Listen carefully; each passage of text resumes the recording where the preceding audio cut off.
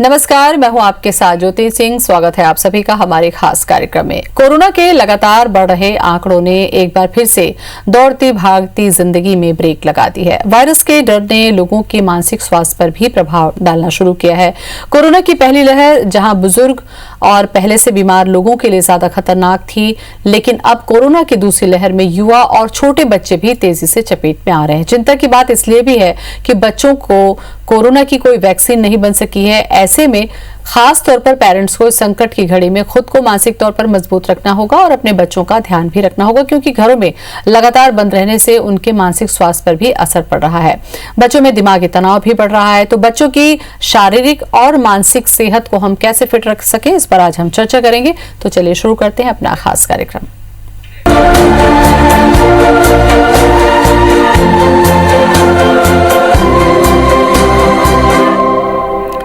और इस खास विषय पर चर्चा करने के लिए खास मेहमान शिशु रोग विशेषज्ञ डॉक्टर माला चौधरी हमारे साथ में जुड़ रहे हैं। डॉक्टर माला, सबसे पहले बहुत बहुत स्वागत है आपका हमारे कार्यक्रम में।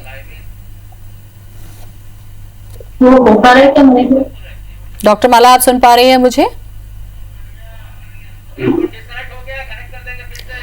चलिए, तो हम अपने एक्सपर्ट से बातचीत करने की कोशिश करते हैं। फोन हम दोबारा उनको लगवा रहे हैं। उसके पहले हम आपको बता दें कि कोरोना की जो महामारी की दूसरी लहर है, उसमें एक खुशी की बात यह थी कि वैक्सीन आ चुकी है, लोग वैक्सीन लगवा सकते हैं। लेकिन दूसरी तरफ जो चुनौती ये देखने को मिली कि छोटे बच्चे भी इस बार कोरोना से संक्रमित हो रहे हैं। छोटे बच्चों में इम्यूनिटी कम होती है, छोटे बच्चे समझ नहीं पाते हैं, छोटे बच्चों के लिए वैक्सीन नहीं है। ऐसे में बच्चों को लेकर माता पिता बहुत ज्यादा चिंतित हैं। माता पिता एक तो पहले अपने कोरोना संक्रमण को लेकर चिंतित हैं, दूसरी तरफ बच्चों की बीमारी को लेकर भी चिंतित हैं। डॉक्टर माला चौधरी जुड़ चुकी है हमारे साथ में, शिशु रोग विशेषज्ञ। डॉक्टर माला, बहुत बहुत स्वागत है आपका। धन्यवाद मैडम। डॉक्टर माला, अगर इस बार की कोरोना की लहर को हम देखें, एक तो ये बहुत तेजी से ये फैली है और बहुत जल्दी संक्रमण काफी इसका बढ़ रहा है। साथ साथ छोटे बच्चे भी हमने देखा कि इस बार संक्रमित हो रहे हैं।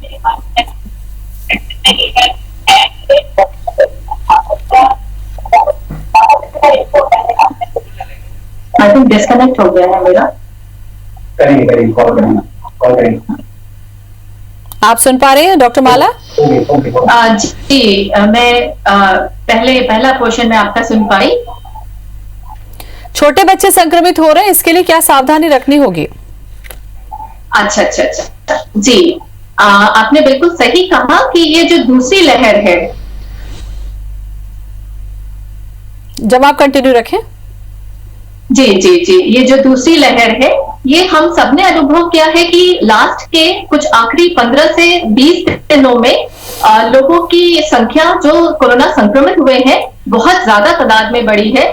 और इसमें दूसरी लहर में शिशुओं का भी जो संक्रमण होना है, ये बहुत आम बात सामने आई है।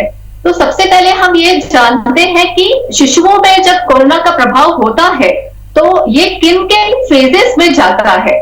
तो हम नॉर्मल तरीके से इन कोरोना के जो बच्चों को प्रभावित करता है ये बीमारी, इसको हम 3 फेजेस में डिवाइड कर सकते हैं।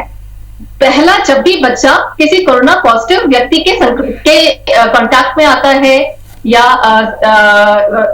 ये कांटेक्ट में आने के बाद में सबसे पहले अपर रेस्पिरेटरी ट्रैक्ट इन्फेक्शन, जिसको हम कहते हैं कि श्वास की ऊपर के भाग की इन्फेक्शन बच्चे को नाक के थ्रू या मुंह के थ्रू स्टार्ट होती है। इसको हम कहते हैं नॉर्मल वायरल फेज। और इस दौरान बच्चों में जो सिम्टम्स आते हैं, जो लक्षण आते हैं, वो बुखार का होना, सर्दी खांसी का होना, सोर थ्रोट या गले में खराश होना, कुछ बच्चों को बॉडी एक होता है, कुछ को चक्कर आना शुरू होता है। और इसी के साथ साथ बच्चा 5वें दिन से लगभग दूसरे फेज में चला जाता है। दूसरा फेज जो कि श्वास की नलियों के नीचे भाग का संक्रमण स्टार्ट जब होता है, जिसको हम कहते हैं पल्मोनरी फेज, या फेफड़ों को जब इन्वॉल्व करता है ये वायरस, हम इसको निमोनिया का फेज भी कह सकते हैं। और ये जो सेकेंड फेज है, ये 2A यानी सेकेंड फेज का A भाग और B भाग में डिवाइड किया गया है। सेकेंड फेज का A भाग जब निमोनिया होता तो है बच्चों को, मगर इसमें आमतौर पर बच्चे को ऑक्सीजन की आवश्यकता नहीं होती। और इसी प्रकार आगे अगर सीवियरिटी बढ़ती जाती है, डिजीज प्रोग्रेशन होता जाता है, गंभीरता बढ़ती जाती है, तो फेज 2B जिसमें बच्चे को निमोनिया तो होता ही है, जो लोअर रेस्पिरेटरी ट्रैक्ट इन्फेक्शन है, उसके साथ साथ में बच्चों को ऑक्सीजन की जरूरत पड़ने लगती है। और इसी प्रकार फेज 3 है जो कि नॉर्मली 10 दिन के बाद शुरू होता है, और अगर बच्चा रिकवरी के फेज में नहीं जाता है तो बच्चे का डाउनहील या डिटेरियोरेशन स्टार्ट हो जाता है, और बच्चे को फिर ब्लड प्रेशर कम होना, रीनल फेलियर होना, या बच्चे को शॉक में जाना, और मल्टी ऑर्गन डिस्फंक्शन, जिन बच्चों में हम देखते हैं कि वेंटिलेटर की आवश्यकता हो रही है, या जो बच्चे मोर्टालिटी या मृत्यु को उनका जब आउटकम ऐसा होता है तो ये फेज 3 में ही होता है। इसके साथ साथ मैं ये भी बताना चाहूंगी कि हमारे दिनों के प्रकार से हम कैसे इस कोरोना के फेज को शिशुओं में डिवाइड कर सकते हैं। जैसा मैंने बताया, शुरू के 5 दिनों में फेज 1 होता है, तो 5वां दिन हमारे लिए, हम शिशु रोग विशेषज्ञों के लिए बहुत इंपॉर्टेंट हो जाता है, खासकर जब 5 से 7 दिनों में हमें यह मालूम होना रहता है कि बच्चा रिकवरी फेज में जाएगा या तो बच्चे को कुछ आवश्यक हमको दवाई स्टार्ट करने की जरूरत है। और इसी प्रकार 7 से 10 दिनों में जो फेज 2B है, जब बच्चे का ऑक्सीजन सैचुरेशन कभी कम होने लगता है, ये फेज की महत्वता इसलिए है क्योंकि ज्यादातर बच्चे पहले हफ्ते के बाद यानी 7वें से 10वें दिन तक हॉस्पिटलाइजेशन होते हैं। तो आमतौर पर देखा गया है कि 7 से 10 दिनों में बच्चे अस्पताल में आते हैं, और अगर इनमें वेंटिलेटर की आवश्यकता होती है तो ये 18वें दिन में सबसे ज्यादा बच्चे वेंटिलेट होते हैं। इसी प्रकार 22वें दिन में अनफॉर्चुनेटली अगर मृत्यु होती है तो ये उसी दिनों के आसपास होती है। जी डॉक्टर माला, आपके बताए अनुसार जो पहला फेज है यानी कि बच्चों के संक्रमित होने का जो 5 दिन होते हैं शुरू में, क्या इस समय पर ही बहुत ज्यादा सावधानी रख ली जाए, या जो मेडिसिन है उसको ध्यान में रखा जाए, या क्या ऐसी सावधानी रखी जाए कि बच्चा 2nd और 3rd फेज में जाने से पहले ही रिकवर हो जाए या फिर वो ठीक होने लगे? जी, आपका ये सवाल बहुत ही उचित है, क्योंकि नॉर्मली इंपॉर्टेंस इन फेजों की तभी होगी जब हम बच्चे को बचा पाएंगे। तो सबसे महत्वपूर्ण बच्चों के लिए यह है कि जो सिम्टोमेटिक ट्रीटमेंट है, अगर हमारा रैट या RT-PCR पॉजिटिव आ गया और हमें मालूम है कि अगर हम डे 0 सिम्टम के पहले दिन, जिस दिन पहला सिम्टम आया, चाहे सरदर्द हुआ या बुखार आया या गले में खराश या सर्दी खांसी, अगर हम डे 0 में माने तो डे 0 से ही हम बच्चे को आइसोलेट कर लेंगे। सबसे इंपॉर्टेंट स्टेप ये रहेगा। और दूसरा स्टेप, बच्चे के खान पान में हम उचित ध्यान रखें। बच्चे को इम्यूनिटी बूस्टर्स, हम आमतौर पर ये कह रहे हैं कि ऐसी कोई भी दवाई नहीं है जो कि इस वायरस के खिलाफ काम कर सके, लेकिन हम बच्चे को अच्छे प्रकार से देख करके, बच्चे को रेस्ट देकर और बच्चे को दूसरे परिवार के मेंबर से अलग रख के, पर एक मेंबर ऐसा होना चाहिए जो बच्चे की नियमित रूप से केयर कर सके। और बच्चे के स्पेशली खान पान में, जैसे मैंने बताया कि हाइड्रेशन का बहुत इंपॉर्टेंस है। बच्चे को तरल पदार्थ, लिक्विड, नींबू का जूस या नारियल पानी, दाल का पानी, ORS का घोल, ये जितना बच्चा पीना चाहे उस मात्रा में देते रहे। इसी प्रकार हम हल्दी का या दालचीनी का भी इस्तेमाल कर सकते हैं। और बच्चे को खाने में प्रोटीन की मात्रा, जो कि नॉर्मल दाल, अंडा, सोयाबीन या हरी पत्तेदार सब्जियों से मिलेगा, इस चीज का ध्यान रखने की खास आवश्यकता है। डॉक्टर माला, दूसरा जो फेज है, जैसा कि आपने बताया कि ये बहुत क्रिटिकल होता है, क्योंकि इसमें ही अगर बच्चा को संभाल लिया जाता है तो आगे चलकर कॉम्प्लिकेशंस नहीं होते हैं। ये जो फेज होता है लंग्स में जाने का, यानी कि निमोनिया का, ज्यादातर हमने देखा है कि जब मौसम बदलता है तो छोटे बच्चों को वैसे ही सर्दी खांसी होती है, छींक होती है, और निमोनिया की शिकायत छोटे बच्चों में ज्यादातर देखने को मिली है। माता पिता यहाँ पर यही नहीं समझ पा रहे हैं कि ये जो निमोनिया है ये खतरनाक हो सकता है, कोरोना की वजह से गंभीर हो सकता है। यहाँ पर एज ए शिशु रोग विशेषज्ञ आप क्या सजेस्ट करेंगे, क्या सावधानी रखने की जरूरत है? जी, जैसा आपने पूछा कि जो 2nd फेज या पल्मोनरी फेज है, उसका इंपॉर्टेंस बहुत महत्वपूर्ण फेज है ये, क्योंकि लगभग 90% बच्चे 5वें 6वें दिन से, यानी डे 0 में अगर सिम्टम स्टार्ट हुआ है तो 5वें 6वें दिन से ये रिकवरी की तरफ चले जाएंगे। लेकिन कुछ 10% बच्चे ऐसे हो सकते हैं जो पल्मोनरी फेज की तरफ प्रोग्रेस करें। इसीलिए 5 से 7 दिनों का जो फेज है फ्रॉम सिम्टम ऑनसेट, ये हमको खास मॉनिटरिंग का फेज है, जब हमको राइट टाइम पे दवाइयां स्टार्ट करने की आवश्यकता हो सकती है और बच्चा इंप्रूव होगा या बच्चे को ऑक्सीजन की कमी महसूस होने लगेगी या श्वास में कोई तकलीफ आने लगेगी या दूसरे सिम्टम्स बढ़ेंगे या बुखार लगातार चलता रहेगा, इस चीज की जानकारी मिलेगी।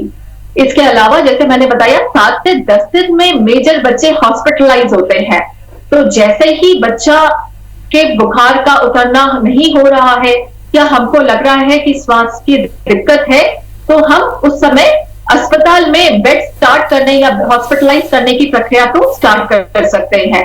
जैसा आपने पूछा कि कॉमनली बच्चों में निमोनिया एक आम बात है, तो अभी जो हमारा पैंडेमिक चल रहा है, ये महामारी चल रही है, ऐसे में इस महामारी को अनदेखा करना या इसके लक्षणों को नहीं पहचान पाना हमारे लिए जानलेवा भी साबित हो सकता है।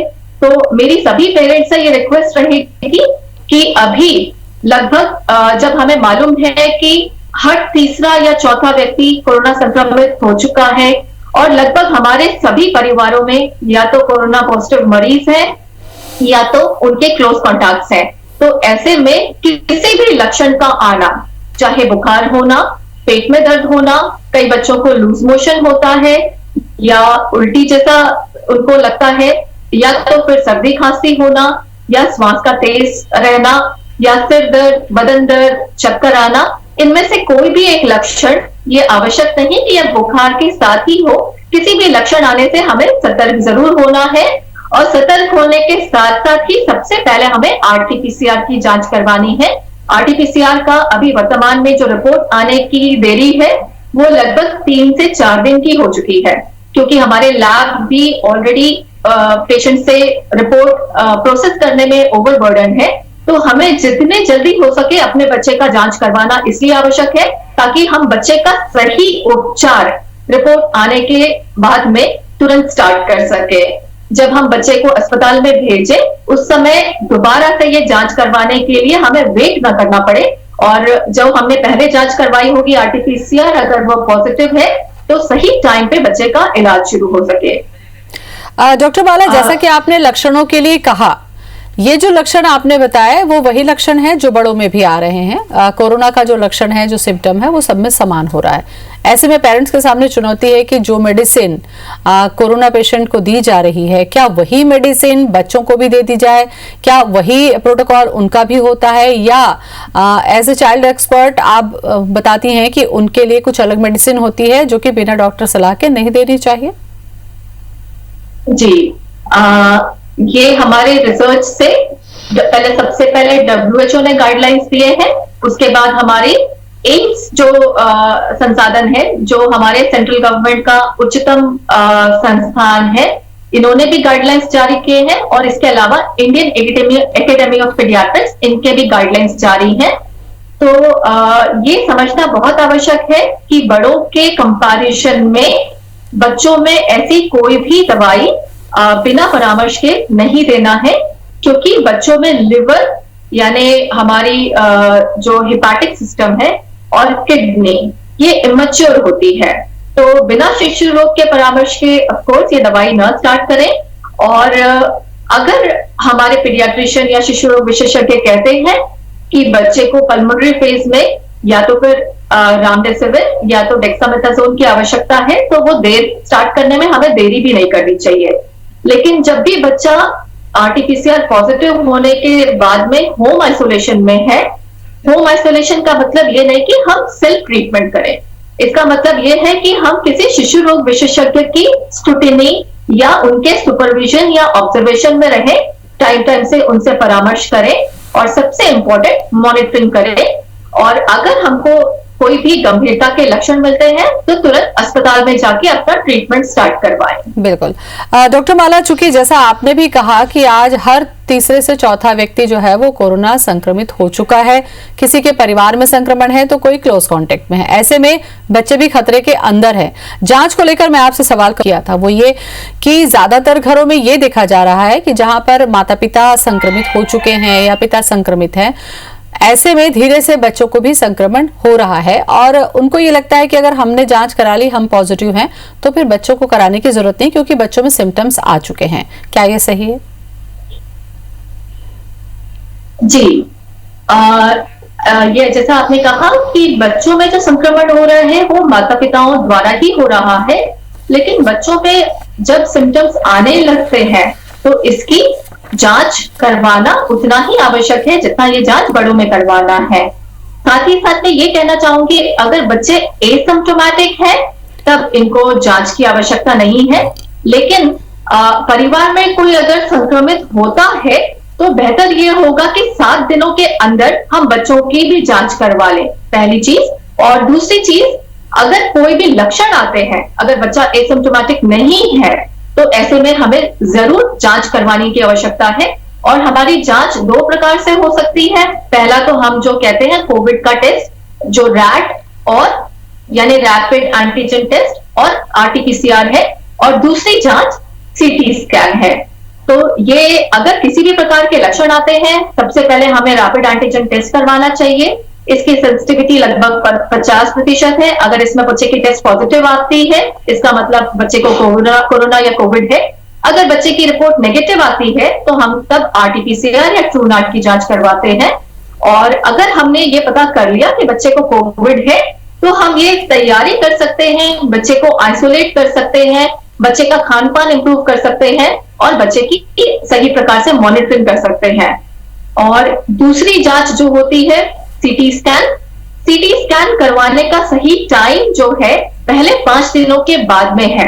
अगर हम पहले 5 दिनों में करवाते हैं तो फॉल्सली नेगेटिव आता है।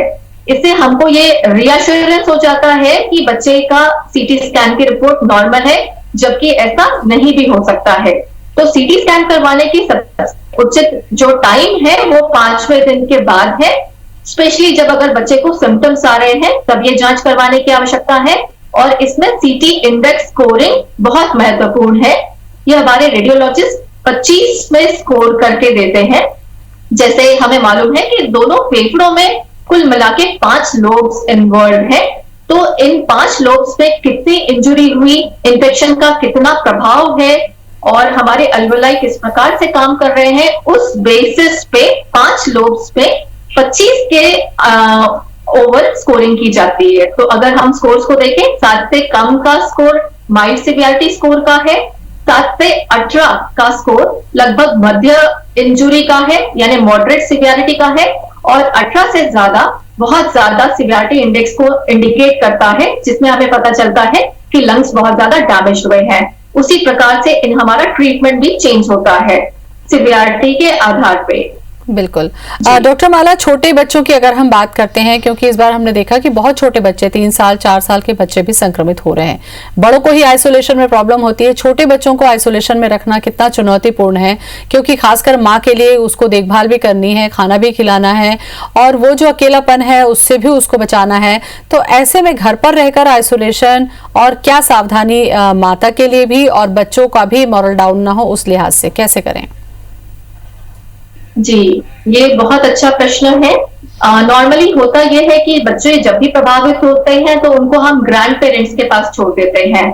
तो ये हमारे IAP Indian academy of paediatric guidelines में क्लियरली इंडिकेटेड है कि हमारे बच्चे अगर संक्रमित हो तो उन्हें बुजुर्गों के पास न छोड़े, क्योंकि बुजुर्ग जो है कोविड के लिए ज्यादा ससेप्टेबल है। और दूसरी बात जो है, बच्चे को माता से कभी भी अलग नहीं करना चाहिए। तो शिशु माता का जो बॉन्ड होता है या शिशु पिता का बॉन्ड होता है वो बहुत इंपॉर्टेंट बॉन्ड होता है।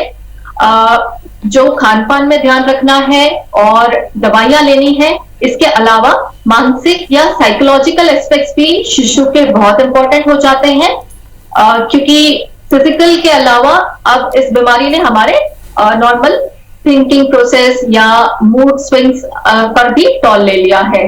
तो मेरा ये सुझाव रहेगा कि कभी भी इस पूरे प्रोसेस में हिम्मत न हारे, बच्चे की मानसिक जरूरतों को समझे, बच्चे को क्वालिटी टाइम दे और बच्चे का जो डिमांड है, बच्चे भी अपने मन की जो चीजें हैं वो अलग अलग तरीकों से एक्सप्रेस करते हैं।